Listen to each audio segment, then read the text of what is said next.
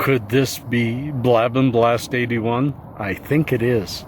Hey, I'm in the new spot. Just a bench here. Someone's going to walk by, so I'll be quiet for a bit. But Birch's Bleachers is just down there. But school's in now, so during the middle of the day. Hello. Hey, peace. During the middle of the day, I can't just go there. So I thought I'd head this way. Stoner Swamp is right there, and over the hill is Hippie Bank. So that's where I'm heading. It's Monday afternoon. You've seen my coffee break.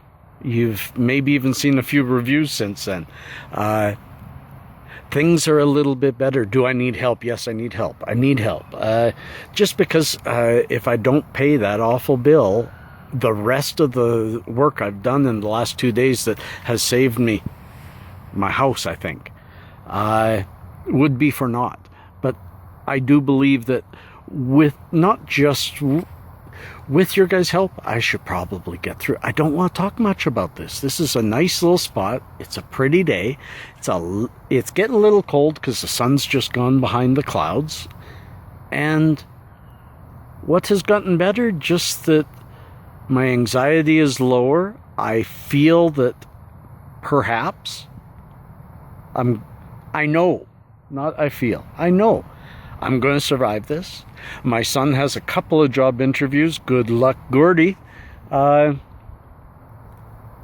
things change, you know they change, and I think they're going to change. I held back so long asking for help, and I probably shouldn't have waited so long, because it wasn't until I asked for help that some of the other things that you can't help with start changing for me. It's not until you grab the bull by the horns, and I'm a Taurus, so I've always grabbed the bull by the horns, and lately I've been cowering. And I'm sorry, my friends. It's part of illness. It's part of having a little bit of mental problems and a lot of physical problems. I admit them, and I share them with all of you, but that means that sometimes you go on a few down trips with me. We'll pick them back up. We sure will. I need to keep moving. Hey, if any of you would really like to contribute, have no money but have a broken old phone, send it to me. This phone is falling apart. I've asked TELUS over and over, can I buy a new one on a lease, but my credit with them is horrible and I can't switch providers. So I'll figure it out. I even looked at some of my old phones. Can I get them working? But I can't.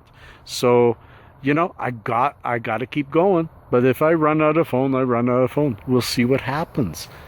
Peace and cheers. Love and harmony. I'm back. Stoner Swamp. Isn't it beautiful today? Absolutely still and gorgeous. There's no wind down here. Well, a little bit of wind. It's just beautiful. It's absolutely gorgeous, and I'm loving sitting here. Hey, one of you friends, I'm not even calling you followers anymore, you're all friends. One of you friends asked me to talk on the coffee breaks about it, but I think maybe I'll take the opportunity to talk now about it. The stigma of cannabis being your medicine in regards to family. What does family think of it, and how do you handle it, and stuff like that? Well, I'll first go with describing my family. My mom is gone, but she was never against my marijuana use, even when it was recreational. My dad was usually against it. He was against it all my life, until the last couple of years, as he's come around completely to realize that it's a medicine that maybe in the right circumstances he might even try if it came to an oil or something like that. But as for my own kids, they grew up knowing that dad smoked it. I have never hidden. I don't believe in hiding from your children. All three of my kids smoke cigarettes. Only one smokes cannabis, and she smokes it medicinally, not recreationally. She doesn't do it to get baked. So, and her husband too. So, the family is very okay with it. Even my father now, we talk about it regularly. It's become, the stigma has gone. Overhead, the stigma has gone from my family. But I encourage all of you who have family members where that stigma is still there. If you have sisters or brothers, or I will say I have a few that question my use or just poo-poo it. But do what I do. Continue to challenge them to have real and rational discussions about the properties of it. Sit in front of a computer with them. That's how I did it with my father. Sit in front of a computer, and when they say something they feel about it, look it up and show them that the feeling doesn't match logic. The science that is out there, the new science. Everything they grew up with was feeling, was opinion fed to them by a government that was hiding something. And it takes a long time for people like that to realize. I even think my ex-wife, who absolutely hated it, is starting to see that it is not something. She probably will always hate it recreationally. She probably will.